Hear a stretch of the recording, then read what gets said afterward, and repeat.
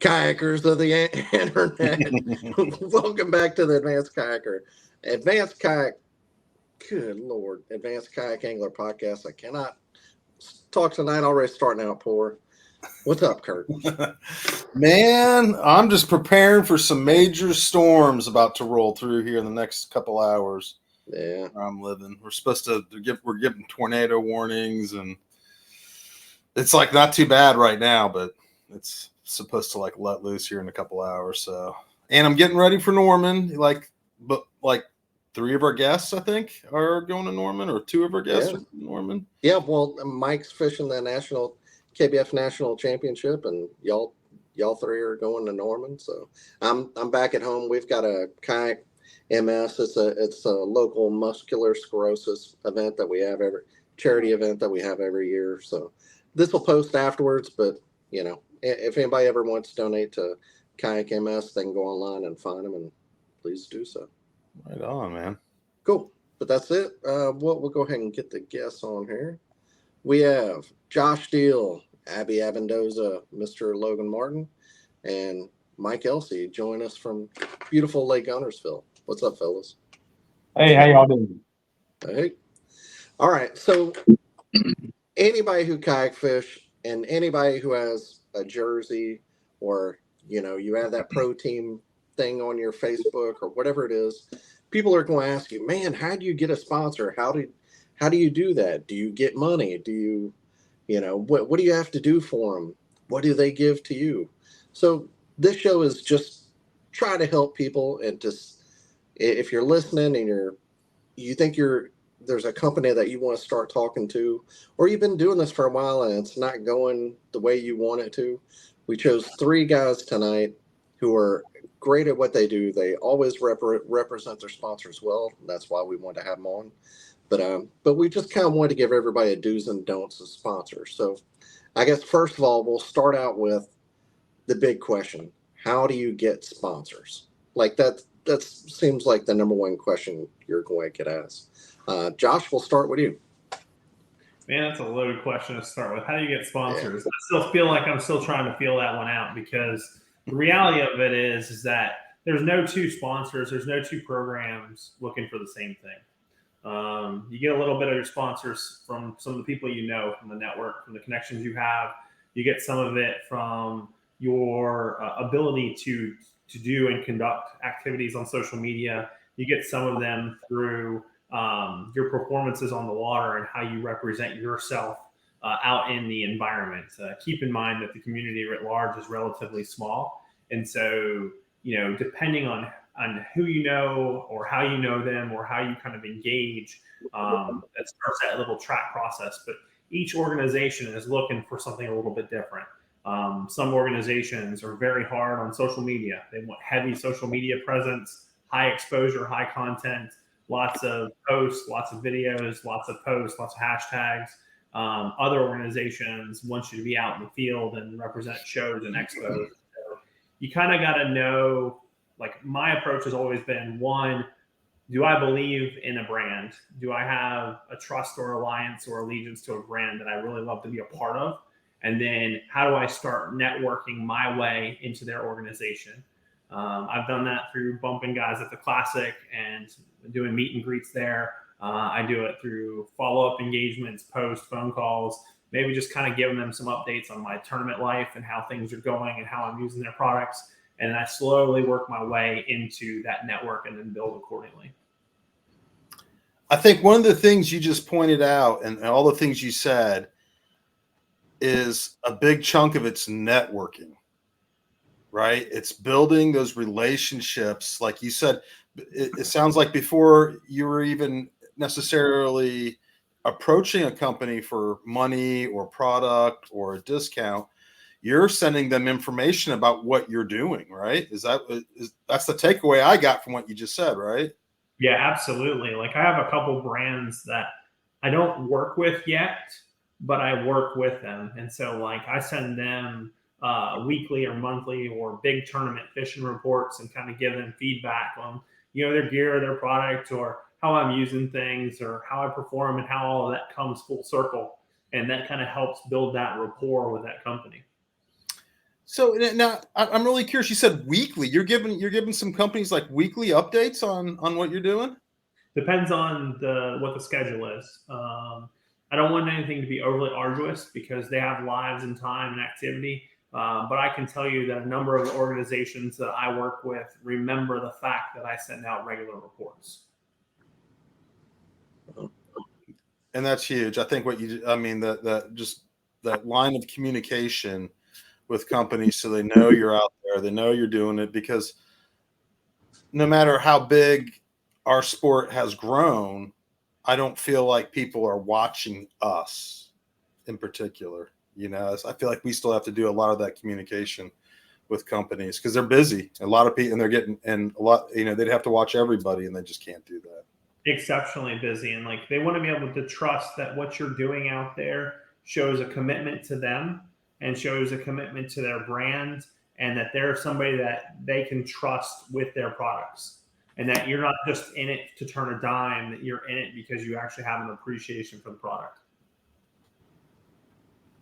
Mike, how about you, man? Boy, I tell you, he just pretty much hit the nail on the head there with everything that you just said. A lot of it, again, not to try to repeat everything that was just said, but a lot of it happens or has to do with knowing the right people at the right time, and getting out there, posting as much as you can on social media to get your name in front of said company, XYZ, whoever it is, is very important. First and foremost, believing in a product. Again, not trying to repeat what was just said, but that really is true. I mean, you can't go out there and promote a product that you don't really believe in. So being a customer first, and then, really, giving kudos to that company for providing whatever product it is on a regular basis, and sharing, whenever you make a post about something, then, at inviting them to be like a collaborator or something. For example, like on Instagram, it might take a little time for that to go down, but eventually someone is going to see that, and then they join as a collaborator, and then you have a direct feed, to that company or to that individual, to a potential decision maker, that can get the ball rolling. And one other thing that's worth mentioning as far as how to get sponsors, and this, by the way, is probably the call it the lowest point on the totem pole, if you will, but doing well in tournaments. If you're a tournament angler and you are looking to get sponsors, I mean, I'm not gonna lie, it helps to do well. You get on stage and you cash checks, and you start to make a name for yourself that way. Now, again, most people probably or might think that that's like the first or the number one way to get sponsors, and it's actually not. It's like I said, kind of lowest thing on the totem pole, but it's worth mentioning that it does help. So Seems like it kind of, like if you're good at the other things and you're well rounded in social media and connecting with people, that the tournament is kind of like, it gives you more credence. it Or does. like it gives your post a little bit more levity, like whenever you're sending it out to people, or whenever you're connecting back with them and showing them what you've done, saying, well, I did this year, I did this in this event, and it just, I think to them it just kind of makes it feel like, I okay, there's I keep somebody going. who's doing well out there for us. I keep going back to when I was a kid and watching the Bass Elite series on ESPN or what FLW Tour or whatever, and I would see those guys. They'd get up on stage, go across the stage and do their way in, and they'd thank their sponsors, or they would talk about something that they used. You know, and you know, so you know, I caught these fish on XYZ spinner bait, you know. So I mean, what's the natural thing for someone watching that to do? They're going to go look for that spinner bait that helped that guy win, and they're going to go buy that spinner bait. So there you go. You just moved product for that company by talking about what they did, and what got you to the point to be able to do that is doing well in that event or doing well in that tournament. So again, it's kind of a snowball effect, and you know, it does help. But like I said, it's the smallest part of the puzzle, if you want to think of it that way. To me, the biggest thing is, you know, getting in front of the right people at the right time. Timing is everything. And you know, getting in front of those people and making a connection, establishing a relationship, that comes first. Abby, how about you, man? I think what Josh and Mike both said are awesome things. I think they hit the nail on the head with everything. But I approach things a little differently. I do a lot of things what they do, but I treat it like a business. You know, I came from the boat side before I came into kayak, where I've only been in the kayak world 3 years, 3.5 years, and so the boat side is so saturated. So I look at it, the kayak industry, we have a little bit of an advantage because we're a niche, and that niche is growing rapidly. And pretty soon, all these big companies are going to be all in. So I think this is the perfect time to get into kayak fishing, to get your name, like Mike said. You know, at the end of the day, doing regional tournaments are great, but I didn't gain any national sponsors until I started fishing the national circuit. And, you know, now that Bassmasters made such a big splash, I mean, we had 258 guys at Lake Murray. I mean, that's incredible, you know. And, you know, Hobie over the years, and just the recognition between Hobie and Bass, and then, you know, KBF started it obviously, but I think now is the perfect time to build your so-called resume. And that's another thing. You have to have a resume. You got to have a bio about yourself. It's not about what the company can do for you. It's about what you can do for that company. So your job is to move their product, because everybody's coming like this. What do you have for me? You know, that's the first thing everybody does wrong, is they want to know what the company's going to give them. If I'm part of a company, I'm not going to give you a $3,000 motor if A, you don't have social media, you're not present, you're not consistent on social media, you aren't good at speaking, because at the end of the day, they want you to be able to talk about the product. And so there's a lot of, I look at it from the business side of it. I have a little bit of another niche because I play country music, and I had some success in that world. But I also did the marketing for the band as well. And at one point, I had $120,000 a year in sponsorships coming in for us. That paid for everything for us: our tour bus, our fuel, our medical expenses, like our health insurance. We all had health insurance that was paid for. We literally, our merchandising, we were probably doing about $350,000 a year in merchandising, and a little over between $1 million and $1.5 million in shows a year. So all that was profit, you know. So you have to look at it as, okay, I need XYZ to pay for my expenses so I can go do these tournaments, you know, because at the end of the day, I'm sure everybody knows here, this isn't cheap. Yeah.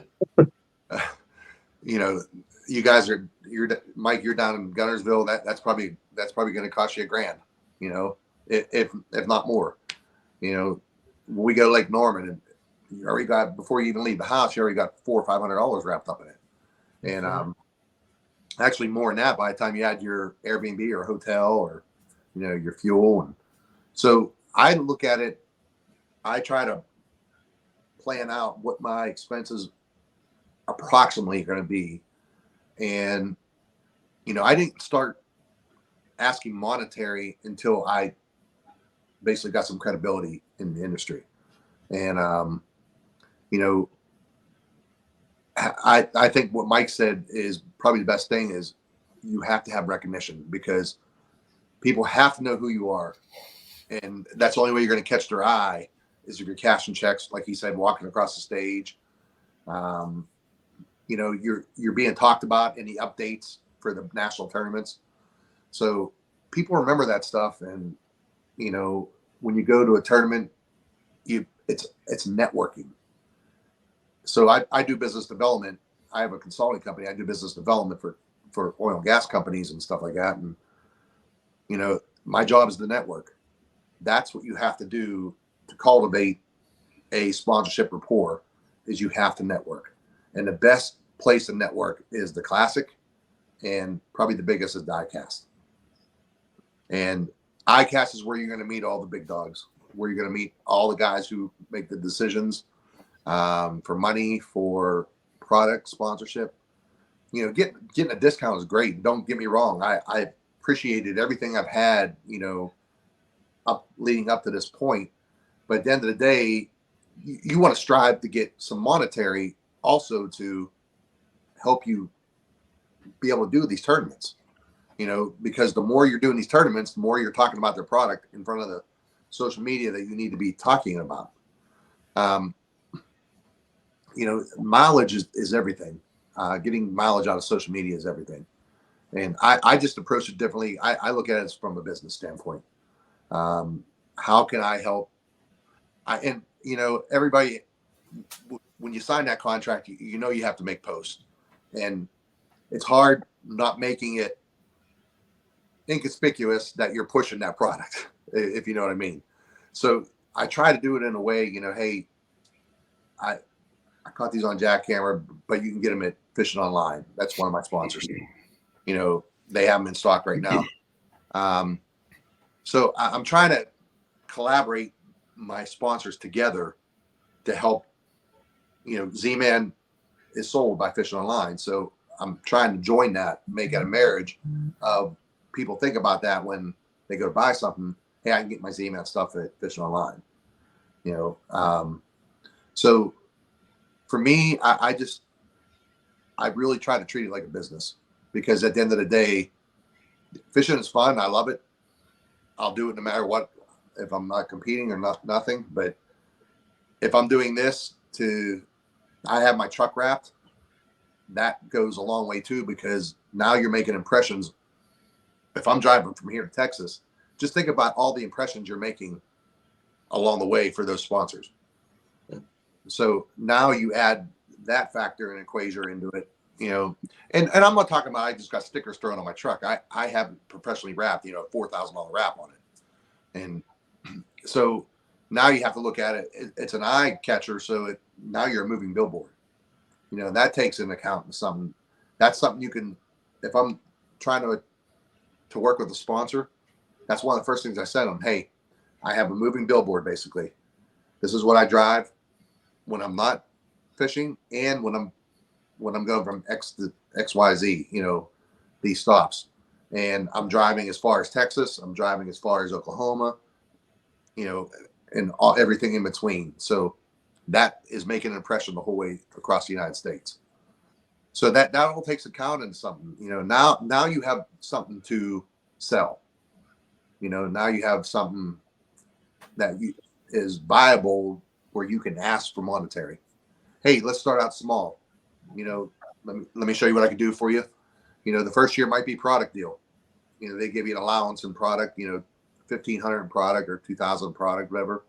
And you show them what you could do that year.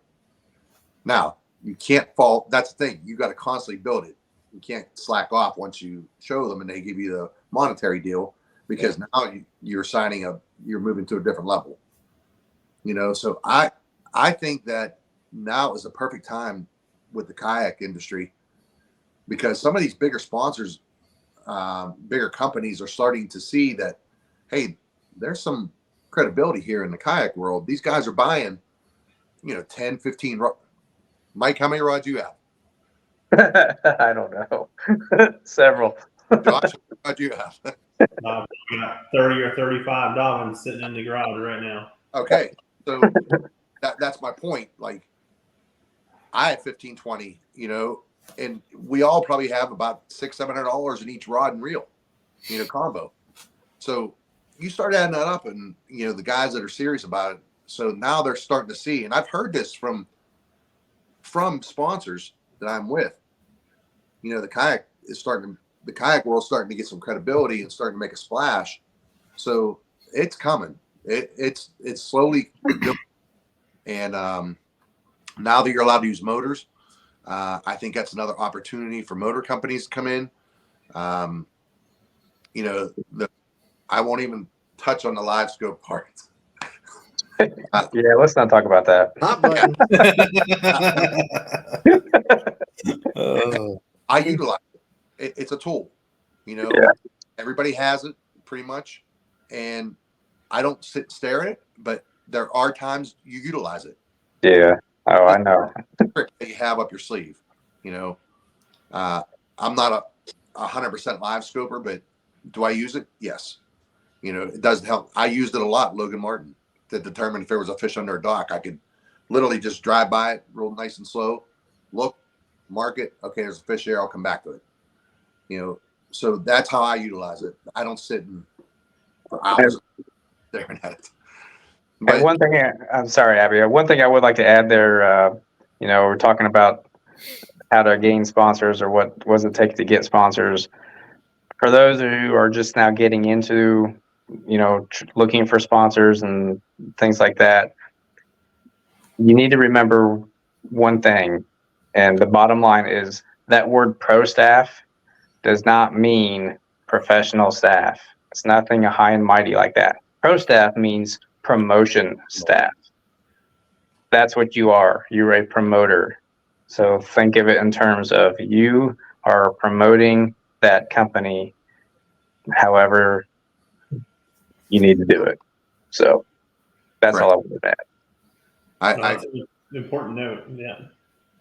So we've kind of talked about how there's a lot of different things that you can do for a sponsor, whether it's be it expos, shows. Abby, you talked about how you have wraps on everything. There's a lot of different things. Is there anything kind of out of the box that you've done?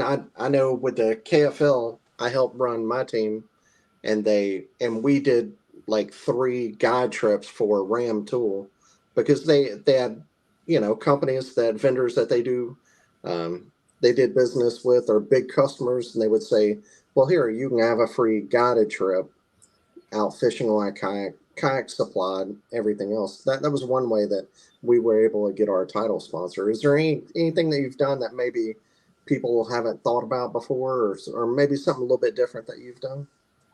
Yeah, I actually do some guiding, some hunting guiding for one of my primary monetary sponsors, and some other things that I do, and you could probably consider this as kind of the outside the box type of thinking. Is some of these companies, they do team building exercises, and so a good team building exercise is, hey, let's all go fishing for a day. And so, I take some people fishing, or I take some people hunting, or whatever the case is. I'll do, a seminar, whether it's a speaking engagement or, just a small group, kayak fishing 101 type seminar. But all those types of things would be considered like a team building exercise for said company, So those are some of the things that I do as well. I promise you, if you do a good job for your sponsors, they talk, and you can lean on them for a good reference. If you do a good job for them, they'll stand behind you and tell somebody else. They'll put their name on the line for you. Hey, he does a great job for us. I've had it happen. And I've been with Z-Man for 6 years, and I'll probably die with Z-Man. because I honestly use about 85%, 90% of their stuff. And so for me, that was a perfect fit. And I purposely went to ICAST 6 years ago to obtain Z-Man. And that's, and I used my music kind of to get in there, and then just show what I could do. And now I'm one of the 4 guys that are on the monetary staff on the pro team, but on the kayak side. But it really is what you could do for your sponsor. And if you do a good job for you, I promise you that they recognize that. And you just have to keep, everybody's worried about the elites and the Bass Pro Tour and everything. And I get it. They have a bigger presence, but kayak's coming as far as, and I was kind of an outsider looking in, when I joined this, and I see it, how much it's grown in the last 3 years. It's definitely going to be sought after with bigger companies pretty soon. I think one of the common themes that we're hearing here is that you have to provide something of substance for your sponsors. And there's a difference between pro deals where you get a discount and a true sponsorship where you're getting something monetary in some way, whether it's product or money. And money's much harder to come by. Let's face it. We all know that, man. And when everybody's, it's pretty easy to get a discount. It's a little harder to get the product, and it's a little bit harder on top of that to get money. But if you provide companies something, whether it's social media, like you're really popular on social media and people interact with you on there, because I know when I dealt with Maui Jim, he was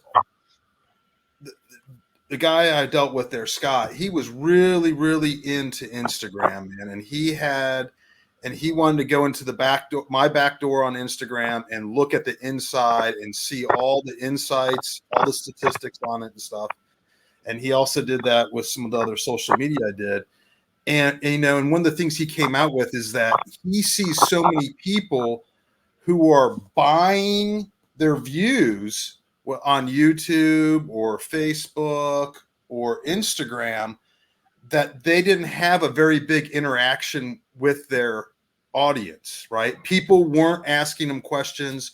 When they said something, they weren't getting a lot of likes, even though they had a huge following.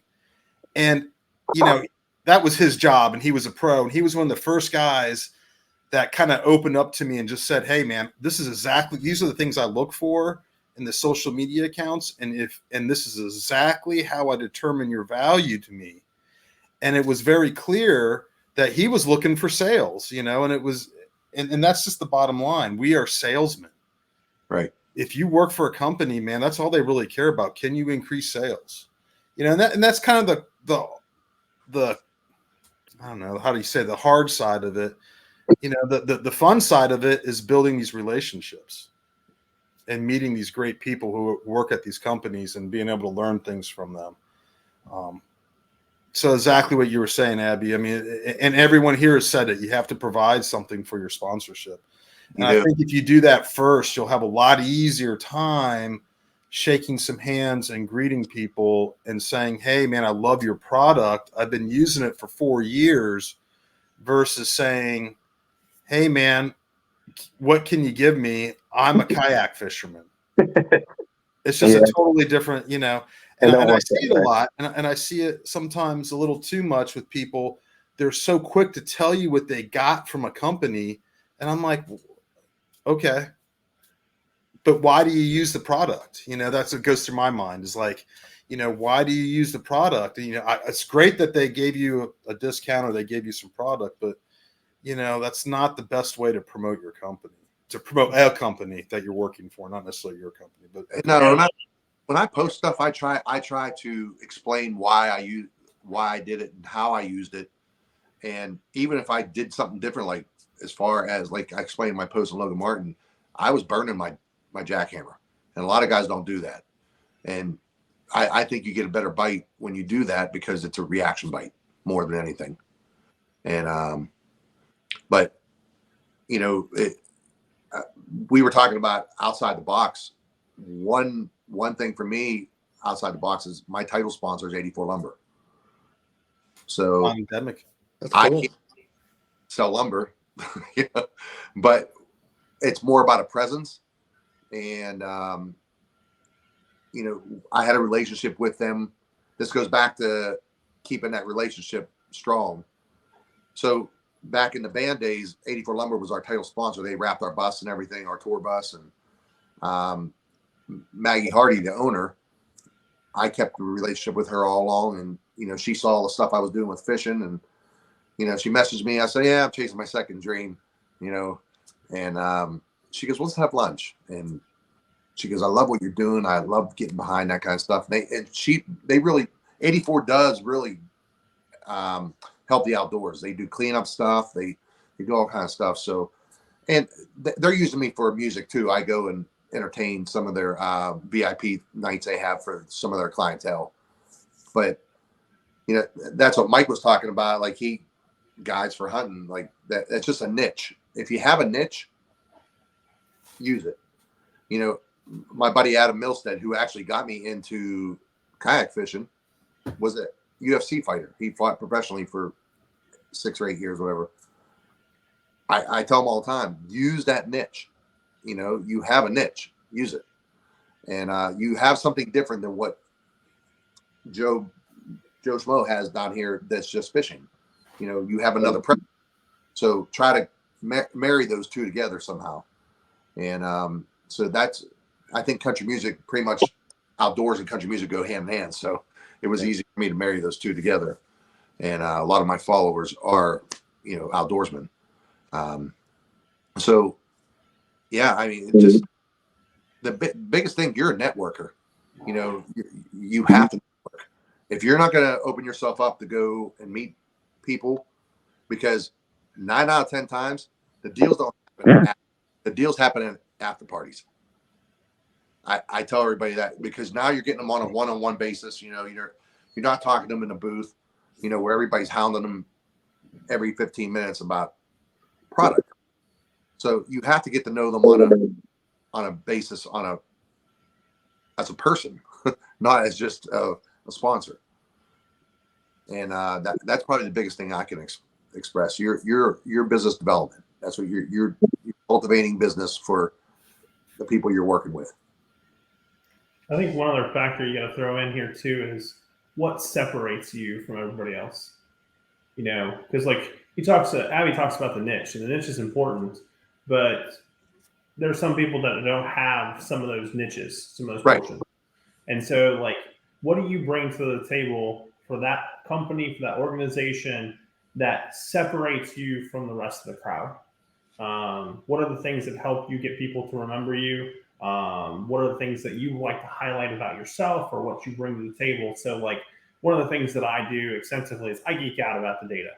And so I'm a math science nerd on this end. And so, like, I geek out over the data. And so, like, whether that's product testing details, you know, in-depth reports, stuff like that. If you want in the weeds details, I'm the guy you want to talk to. I'm the guy that you send people to come ask questions to, and then I'll give them the feedback. I'll tell them how I did it, how I put it together, how I assembled it, how I, you know, use it in the environment, and how all of that came full circle for me, and then give that back to them and then help them make their purchase themselves to get themselves into the similar space.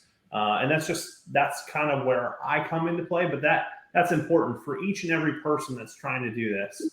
You know, whether it's a sponsor deal or whether it's even a pro staff deal, you know, to me, there's a little bit of a two-way street that comes to this.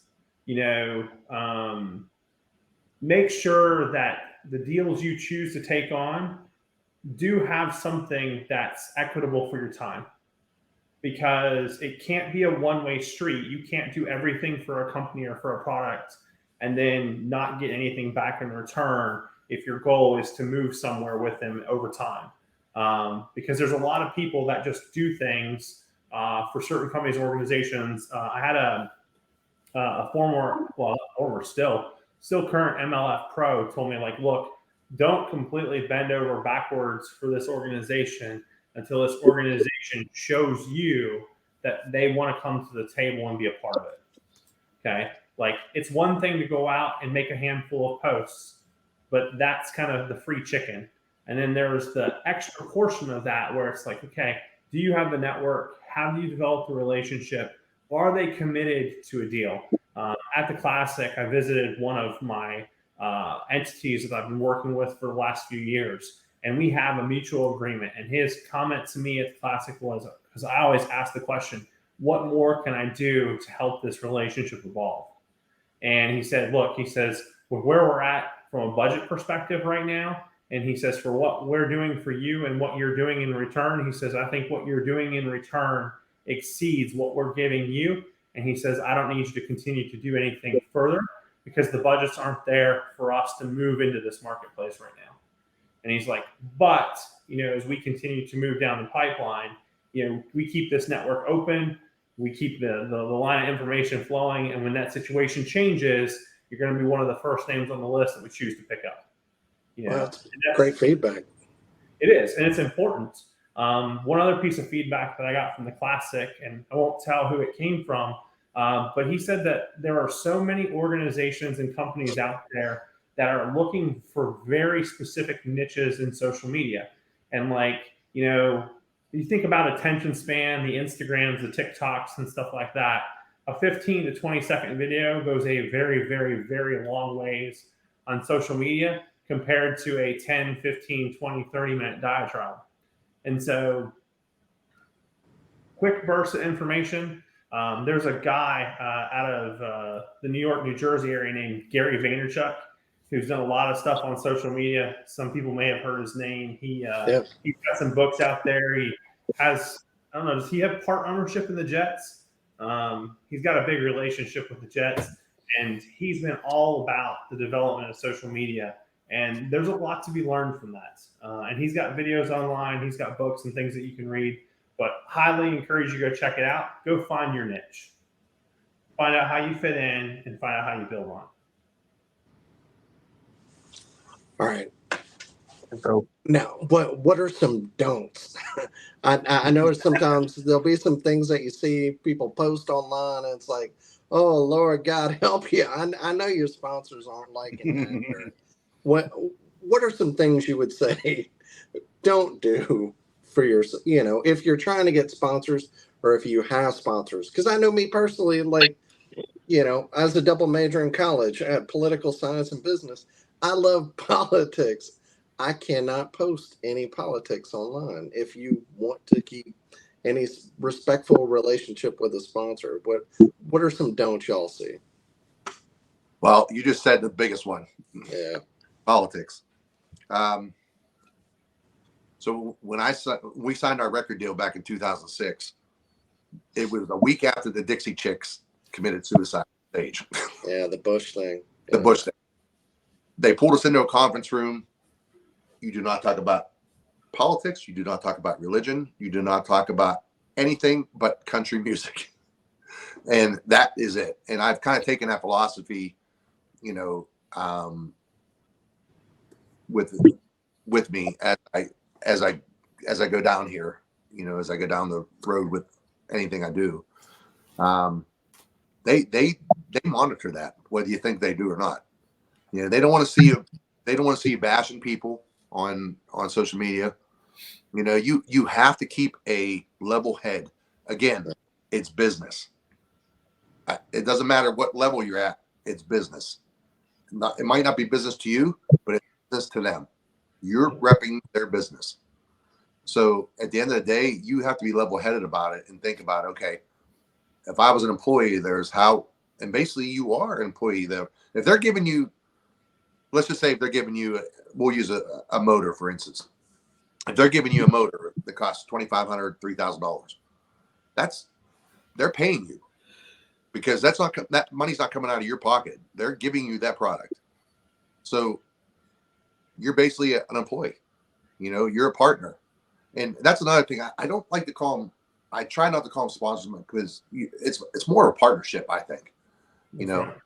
You're helping each other out, and and Josh said it best too. You want to do as much. You don't want to bend over backwards if they're not going to step up to the table to, you got to evaluate when it's time to move on to whoever you want to go after.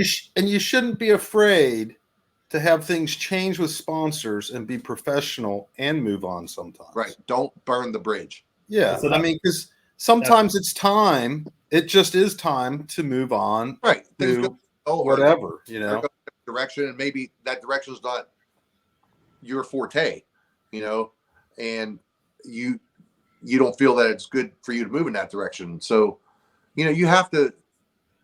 I don't know how Mike and Josh are, but for me, I won't use something just to get paid for it. No, you got to believe in the product. Otherwise, you're not going to be able to. If you don't believe in the product that you're Right. trying to promote, you're not going to promote properly anyway. Hard time talking about it. That's right. I won't do that. I stand pretty strong on that, and I could talk all day about the thing. That's another thing. Be knowledgeable about the product you are representing. Know if you're with a rod company, know the different rods and what they do and what they're for. To point people to their style of fishing. So, I mean, it's just be knowledgeable of what you're representing. Don't just fly off the handle, of what you're talking about. Remember, Go ahead, Josh. Sorry, buddy. I was just going to say that remember that the industry changes. As Abby mentioned, like one of the big things that you don't want to do is don't bash people. Don't bash organizations, don't bash products. But remember also that the industry changes. The organization that's on top right now may not be the organization that's on top in 3 years, may not be the organization that's on top in 5 years, 6 years, and you never know where you're going to find yourself in the circuit. Right. You may find yourself in love with a product and some company has a breakthrough and all of a sudden you're like, look, I believe in having the best product in my hand at all times, and it's time for me to make a pivot. Don't burn the bridge.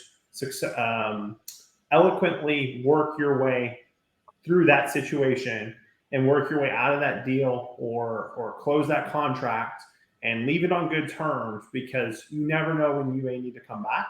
You may never know when you want to come back, or just the fact that the community is so small that the community talks. And if you burn one bridge with one organization, you may unknowingly burn the bridge with 80 organizations. And so don't ever forget that. Like, you are a professional on every side of the coin. And you're expected especially as a sponsored athlete, you are expected to be a professional at all times. And when you go outside of the professionalism of the activity, that's typically when people get in their most trouble. I will say too that I had a situation where I had a sponsor and I didn't think they were doing right by their customers, so I left them, even though I did like the product.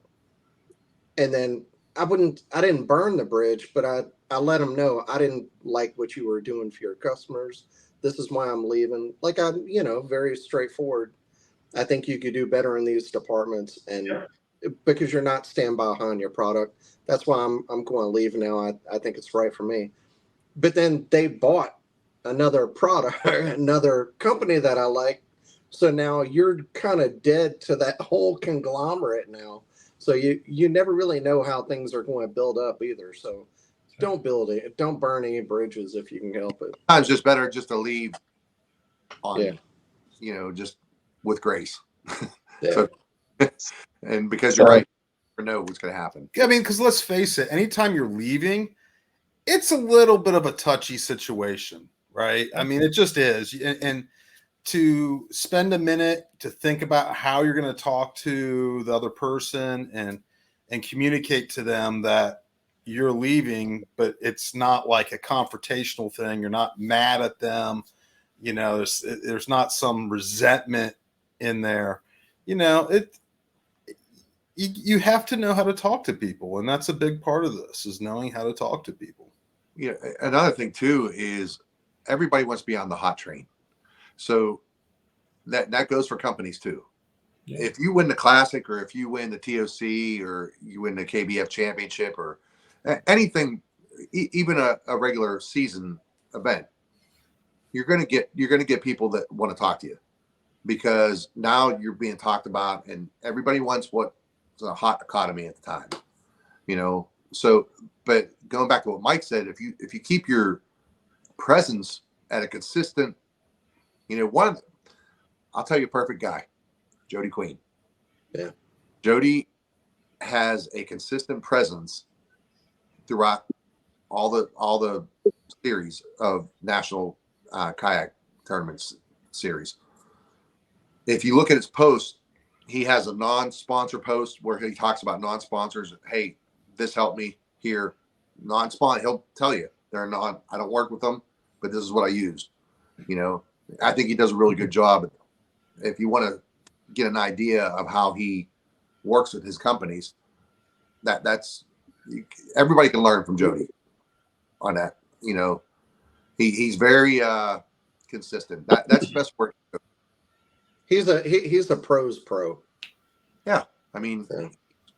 that's So what I was trying. gonna So what I was going to say, as far as to answer your questions, what not to do, yeah, exactly like what both Abby and Josh said is don't bash other companies, um, anytime for that matter.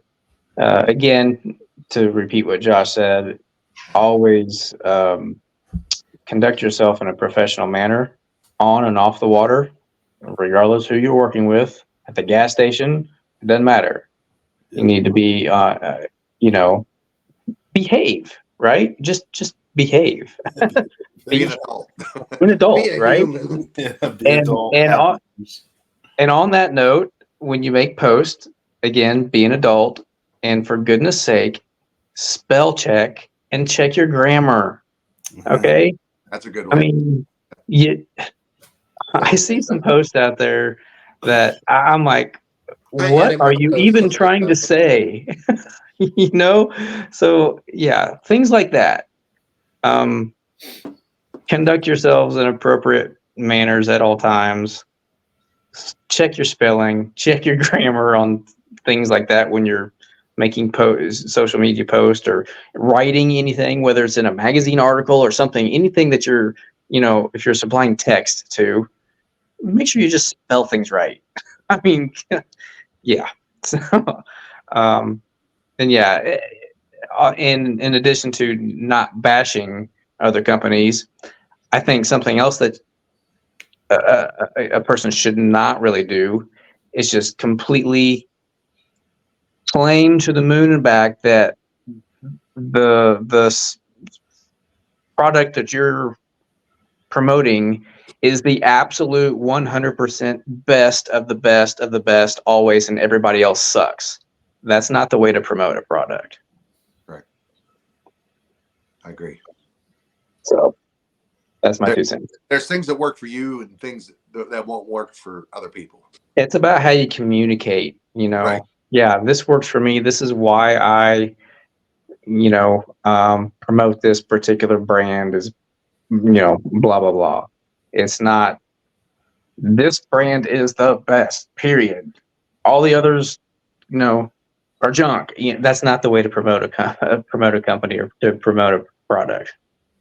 It's always keep it positive, right? I mean, Yes, you know, if positivity. you don't have enough positive stuff to say about your product, don't say something negative about whoever else's product, man. Because, Exactly.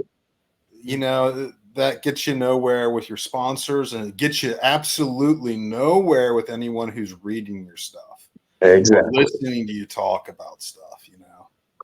Yep.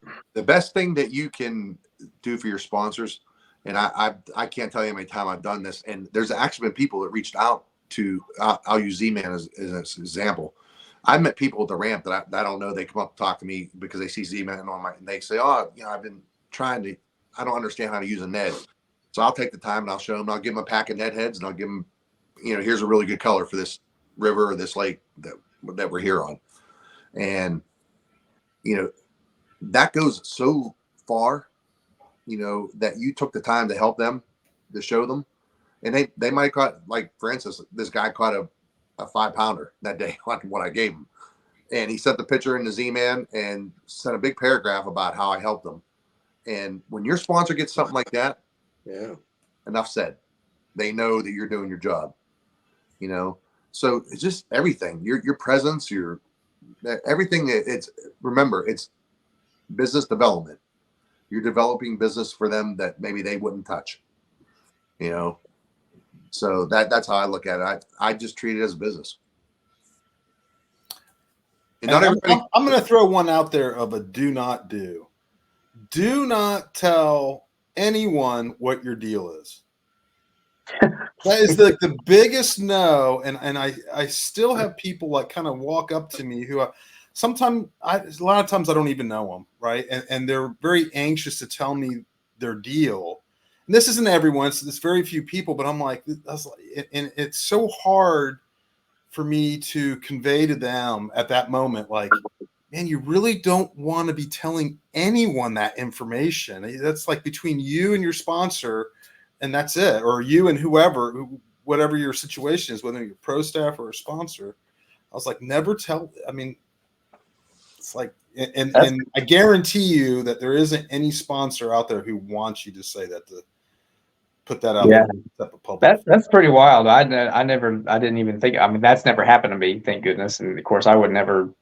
Yeah, I would never do that anyway. But for you to bring that to light, that's actually happened. Yeah, that just seems kind of silly. I don't know why anybody would want to do that. Well, Another it thing, creates a bad dynamic, you know. And what it is, it's someone who's very, let's say, green or new, and they're very excited that they got something, and they're just, their excitement's leading them down the wrong path. You know what I mean? Yeah, instead of taking their excitement and promoting their product, they're kind of like, oh, hey man, you're a sponsored angler too, and I got this deal, and it's just like, well, man, yeah. Okay, yeah, I could see that happening. So yeah, that's a good one, Kurt. That's a good point. Yeah, I mean, I don't hear that all the time. It's kind of like a death nail, right? Right. don't give out your contact. And I'm not saying that just to prevent people from, like, they get swamped enough as it is. They don't need additional people calling them, say, hey, Abby told me to call you, or, you know, if I wanted to introduce somebody, I would personally introduce them via email, or, you know, or talk to my contact, say, hey, if I introduce you to somebody I think that would help, you know, the situation. Don't ever tell the public who you deal with at a company, because that's going to probably upset that person. Because 9 out of 10 times they're going to say they heard it from that person. Thanks a lot, Abby. That's exactly what you're going to get. They got 150 emails asking them for some Z-Man Neds, man. Yeah, so don't do that. Well, I would add to that. Remember who your private contacts are, and remember who the public face of the company is, as well. Right? Perfect. Keep that in mind, because like some people have different intentions, different purposes, different things in mind, and so like if you have private contact information for individuals within your organization, never release that information without talking to that individual and getting that clear approval up front. Okay. If they're circulating business cards and there's business cards at the Classic or something like that, a little bit of a different situation. But when it comes down to it, especially like when you have those private relationships, keep those relationships private and talk to those people ahead of time and be like, hey, I've got somebody that's interested, or I got somebody that's really wanting to get in the game here, and I'm willing to vet them. I'm willing to vouch for them and help bring them to the table. You know, are you willing to allow me to share your contact information with them? You know, have that conversation far in advance. And we probably all done that, you know, but like Josh said, there's a way to do it and a way not to. Yeah. You know, and to vouch for somebody, you're putting your name on the line too. So you know, gotta remember your deal's in place already. So, you know, you have to think about that. Is this going to affect my deal? You know, is this going to hurt me if this guy doesn't do what he says he's going to do? And, you know. So be very careful who you bring to the table. I would say. I think the number one complaint that I hear from organizations that I work with is people fulfilling their end of the contract. That's probably the number one fail point, is that people don't fulfill their end of the contract. And to me, that's the big, like, if you're going to sign a contract, if you're going to agree to partner, fill the contract or say, hey, this isn't the right fit for me, and step out of it. Because it holds more regard than having to have somebody in that organization chase you and go, hey, this isn't working out and we need to move on from you. Versus you coming to them and saying, hey, I can't meet the obligations, or I can't meet these commitments, and then saying, hey, I need to step away from the team. There's just a difference in morals and ethics and the way that plays in the business environment. And it goes a long ways to not burning bridges. Yeah, I agree with that. I two posts a month is really not that hard, guys. You know, I tell people that all the time. Like, a lot of, if you're on a so-called pro staff, most of the time you're getting a discount. You know, whether it's 25% or 30%, whatever. That, and some guys are just happy with that. And that, hey, we all start somewhere, correct? And yep. You know, but do what they're asking you to do. I mean, if it's only 2 posts a month, that takes 5 minutes total to make 2 posts, you know. And if that's all they're requiring you to do, step it up and do 4 posts. You know, if you want it to go further, if you're comfortable and you're happy just doing, but I guarantee there's going to be another guy that's going to go above and beyond what you're doing. And then when time comes to the chopping block, your name's going to be in that category for the chopping block because you just did the bare minimum to get by. You know, so take pride in it, what you're doing, you know, if you're going to represent a company. And let's face it, man, like, posts on Facebook, that is like the easiest thing you can do to help a company out, is to talk about some fun experience you had with their product and make a quick paragraph with a picture on Facebook or Instagram or any other outlet. I feel like it's like it's low hanging fruit, and it's easy to do, and there's like no reason not to like go above and beyond with stuff like that. You know, even if they ask like 10 posts a month, my goodness, that's like it literally takes 2 minutes to do, right? I mean, it does. Yeah. And know what your company wants. Do they want hashtags? Do they want, you have to, obviously you have to tag them, and ask them what they preferred. Are you leaning on heavy on Instagram? Because some companies pretty much use Instagram. That's their main target, you know, or Facebook, or, you know, TikTok. I still can't get to TikTok. I've done tons of posts, and I had a guy help me, and I did a post with a raccoon. You know, I sent him a video. I sent him my stuff, and I sent a video of me with this raccoon by accident. And he goes, what's that? And I told him, I found a raccoon. I nursed it back to health for a week. Do you have more video? I said, well, I took a bunch of video, but I didn't. He goes, well, it went viral. The only thing I had gone viral on my fishing page was this raccoon. So, but it got me 4,000 followers overnight, you know. Wow. So it doesn't matter how you get there, as long as those people are still going to engage. And I probably lost maybe 30 or 40 of them since then, but I'm okay with that. You know, if I can still keep it over 4,000. Oh yeah. You know, it's just, Instagram was another one. Before they just started doing the two-step verification, I was just about to break 12,000 in followers, and they were all organic. And I got hacked, and I lost my account. Oh, Start over. I'm almost at 2,000 again, but it's changed so much, the algorithm. More raccoon content. What now? Yeah, more raccoon content. So, yeah, it's so hard to get those followers back, and that it was a shame that I lost all those followers because they were organic. So Yeah, and as soon as you start dealing with pros who, like the bigger companies who actually have guys who are paid to run their social media end, they can tell when stuff's organic and when it's not. I mean, right. it's like instantly they can tell. I was worried about that, and they said actually, someone with 2,000 followers probably has more interaction and more views. Um, I just had a reel that had like 4.5 hours worth of viewing, and I only have I'm just shy of 100 followers right now.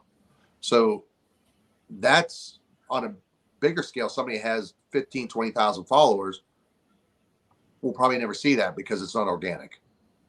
A lot of it's bots or they bought them. Not everybody's like that, but if you're a Gerald Swindle, like we're talking about niches, there's a guy right there. He is so quick, that it's just he's a character. So people follow him because of they're going to like what he does because of who he is. Yep. What he does and how and he's a perfect example to watch, like how he talks about a sponsor or a partner that he's with. He does off the cuff stuff that nobody would think about doing, and that's what helps him sell stuff for, Ryan Lambert's another one. Ryan is so quick witted. If you're around Ryan, you learn that, but it's just guys like that have that. We talk about niches. That's their niche, and not like Josh said, not everybody has a niche, but Josh does. He said he didn't have a niche, but he does. He's a detail guy. He likes stats and talks about in depth about a product. That's a niche. What makes a niche? It doesn't have to be something hard factual thing. It's just something that you do well, and then you marry it with what you're selling, and do it in a way where you're not selling ice to snowmen. So it's not a sell. You're making it easy for people to understand, and that's a great thing, Josh. That you have, that you can provide those details and everything, because there's guys that want to know that, why you used it, why you used the 3/8. I always talk about a jackhammer. I love using a 3/8 versus a half ounce because you don't have to work it as hard, and you can control that 3/8 longer than you can more and keep it in the strike zone more than you can a half ounce, because you have to reel faster to keep it in the strike zone. So little things like that, but that's a niche.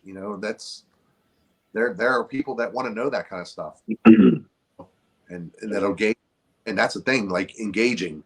If you get guys to gauge with that, that's you just used your niche. Well, here I have one more question before y'all go, and this one's for me personally. Like, if you have let's say Abby, for you, Z-Man. Let's say you've been trying to holler at Z-Man for years. It's like they're the shit. That's your thing. That's what you're going to use, whether it's a rod, whatever, a kayak, and you've been trying to get in touch with this company and trying to find out everybody who knows this company, and you're never like, all hope is lost on this, whether it's Woo Tungsten, Enigma, whoever it is, and you want to be with this company and it's not happening. What do you do? I mean, do you say, like, okay, well, this rod, if I know I'm never going to get a sponsor for rods because I can't get the one I want, do you just give up and you just say, well, I'm just never going to have a rod company because I'm always going to use those rods, Question and answer for me. You have to go show them who you are face to face. ICAST and the Classic are two great. You have to get in front of that guy that's making the decision. And those are two places where that guy is going to be. And if you can't introduce yourself face to face, think about how many emails he gets. You know, people wanting. You know, they got their hand out. You know, it's just to And me. there's gatekeepers, right? There's better than shaking somebody's hand. Introduce yourself. I'm old school like that. To me, there's nothing better because they're going to now get to know you as a person. You're going to have an actual conversation with them, and I think that's the best way. I don't know how Mike or Josh does it, but that for me, that's how I do it. Yeah, pretty much the same way. You just got to get in front of the person. In the meantime, yeah, keep. Like I said earlier, as far as if you make a post or something specifically, for example, like on Instagram or something, keep inviting them as collaborators. Eventually, somebody's going to see it and pick up on it. Yep. Keep sending that company. You may not even have to make a post per se on Facebook or whatever about it, but send the company content directly through their website, through their contact us section if need be. Send them content, send them pictures. Somebody's going to pick up on it and, hey, what's this? This guy keeps sending us little video clips of our product, or he keeps sending us pictures. What's this guy? What's going on? That's one way of getting their attention. It may take a minute, but you can do it. I was told by the person in Z-Man who makes a decision, that's how Jody Queen got his deal with Z-Man, because they kept us seeing this guy talking about the jackhammer, it's winning tournaments for him. He kept on tagging him like he does in his non-sponsor area. And that's how he got noticed. He got noticed because he kept talking about it.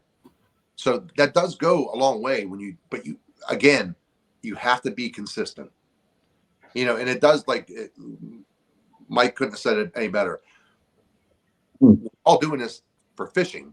So remember, you still have to do well at the fishing part of it. Yeah. You know? It helps. It's probably, if you're not known, and you're trying to gain sponsorship, that's probably the fastest way you're going to get noticed. And then you combine all that other those little things, the social media, the talking about something. Now you're being talked about, you won or you place in the top 3, and you do that consistently throughout the season. You make the tournament of champions, you make the championship or the classic, you're being talked about. So your name's being circled constantly. So now you pull all that other stuff in, and it's all coming together now. Oh, I know who he is. I've seen him. He won or he placed. It's consistency. That's what it comes down to. You have to be consistent in every little part of it, and probably one of the biggest things is social media. You have to be consistent at. We all get tired of it. Let's face it. Because it now becomes a job. It does. Absolutely. I spend hours video editing, and I stink at editing. But I did find out one thing: it doesn't have to be edited perfect. Yeah. People, I think the raw footage sometimes goes over better than the more edited stuff. So I guess getting to my answer for you, I have a couple organizations that I'm chasing that just haven't come to it hasn't come to terms. I haven't gotten there with them yet. Some of them I have face-to-face contact with, and I've made the introductions, and they know who I am.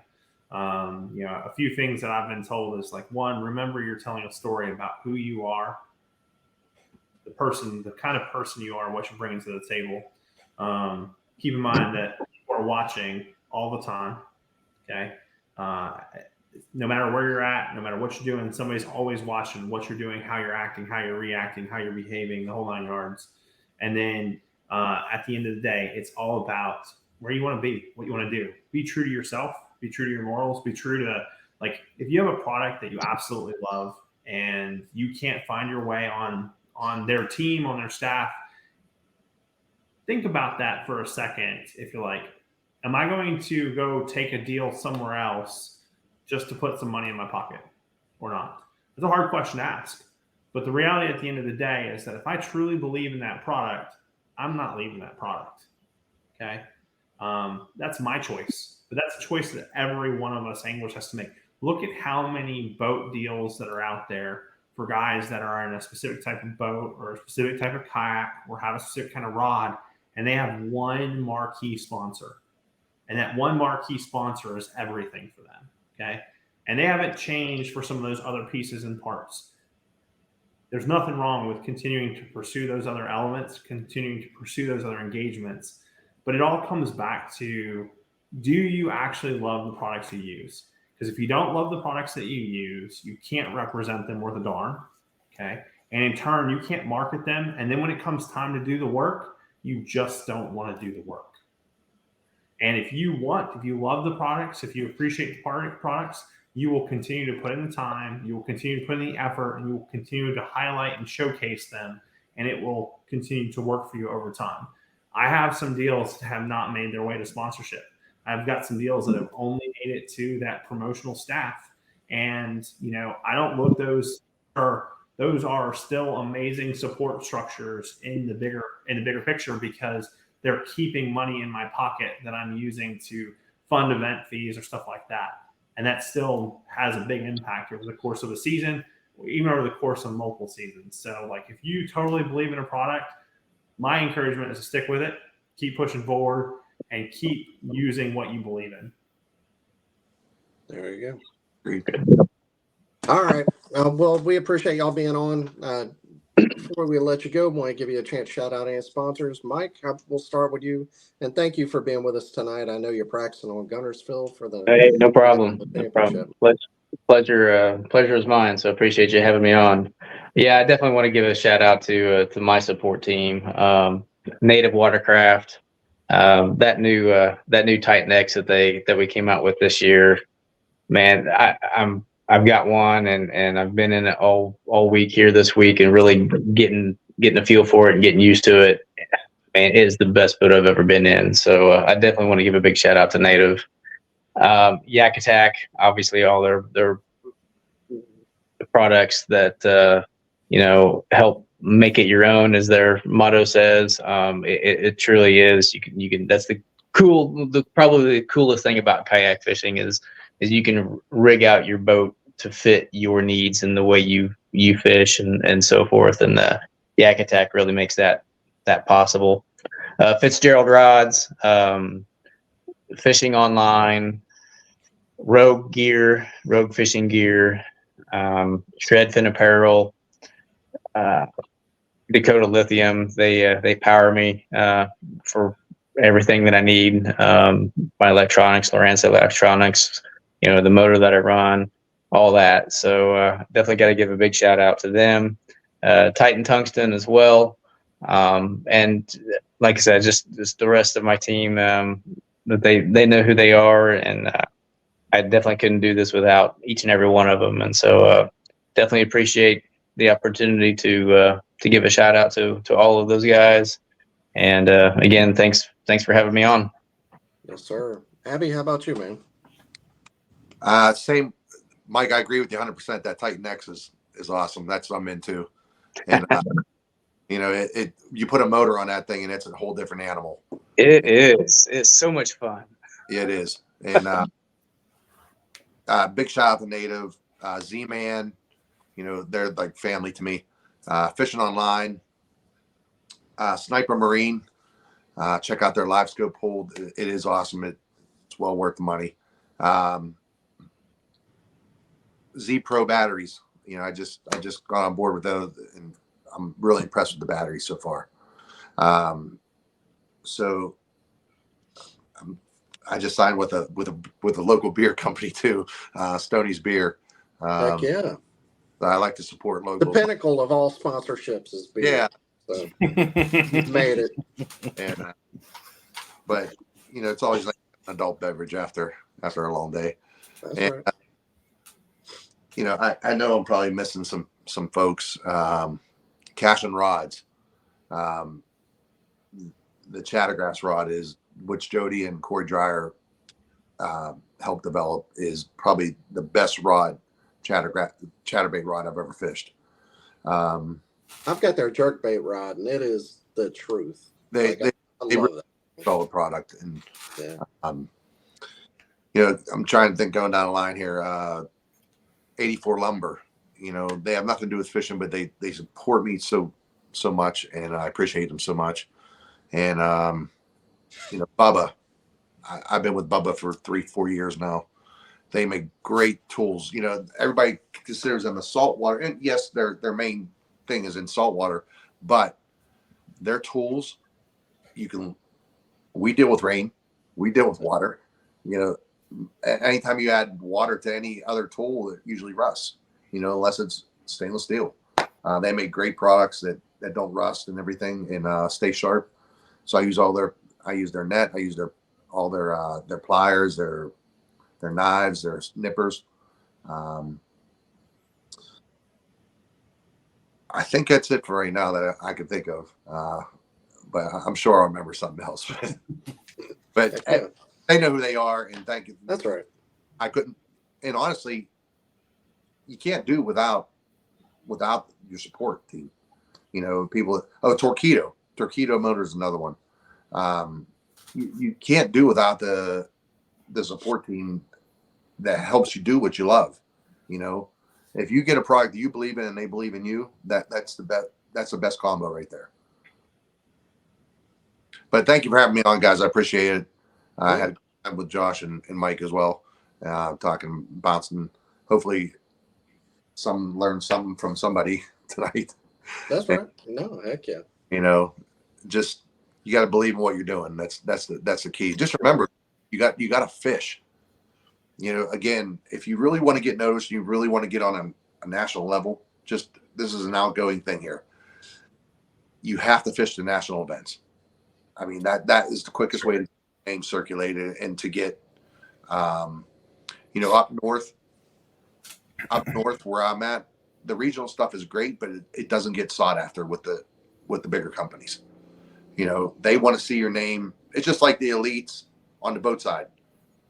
The FLW, when they were FLW, Major League Fishing, the elites.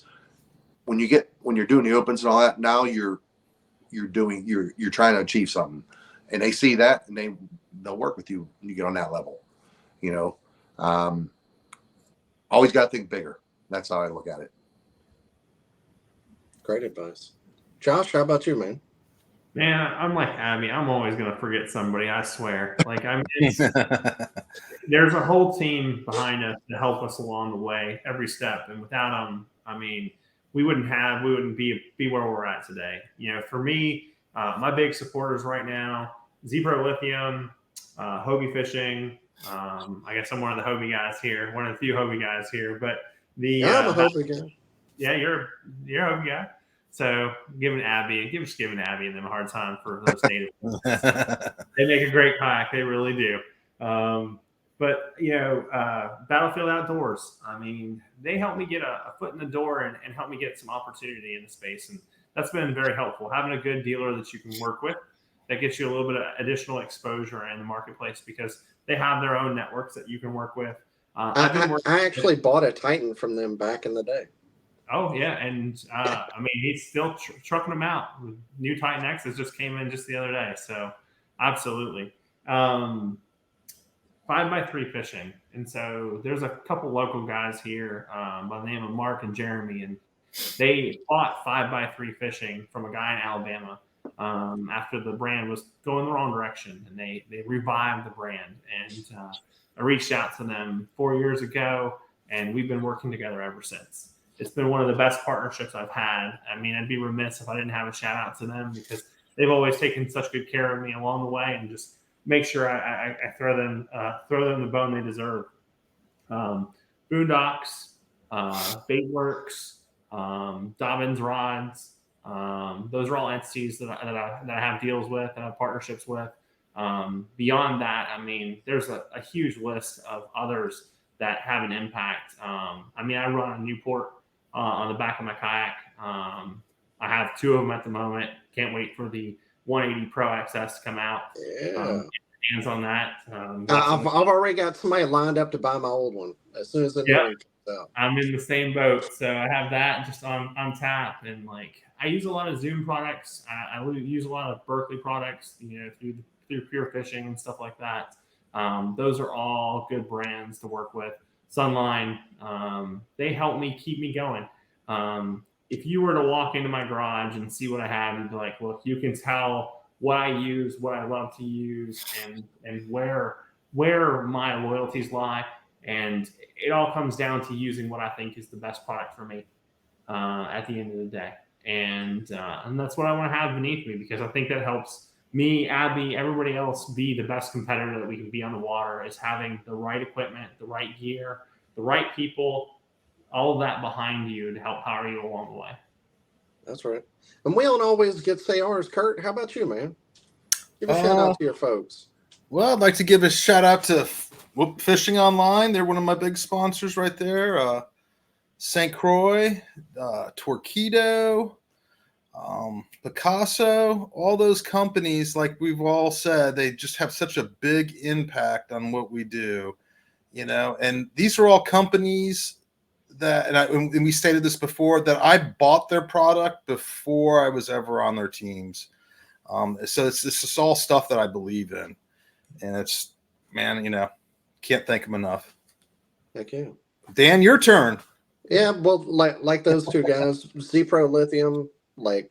Oh, Miller Tech, my bad. Everyone had to Miller mention Tech. their lithium batteries. I almost forgot Miller Tech Energy. Sorry. Hey, I'll tell you what, they had a heck of a booth at the Red Crest not too long ago. It was cool. But Z-Pro Lithium, couldn't be happier being with them. Dugout Bait and Tackle, Hobie, Jackson, Old Town. If you need more of them, go check them out. Untamed Tackle, it's where my jigs. Kyle Welcher designs them, so they've got to be good. They're reigning AOY. I'm ready to throw that swim jig this weekend, get it moving. And that's it. And Egg Zone Lures, the tails float. I like that.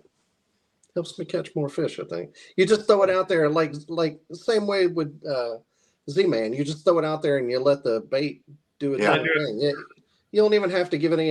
It's do nothing. Just dead stick. It dangles on its own. Yeah, just let it do its own thing. All right. Well, we appreciate y'all watching. We'll see y'all next week. Thanks for being on, guys, and all three of y'all. Good luck at down at Norman. Thank you. Appreciate it. Thanks, guys. Thanks, guys. We'll see you. Bye-bye.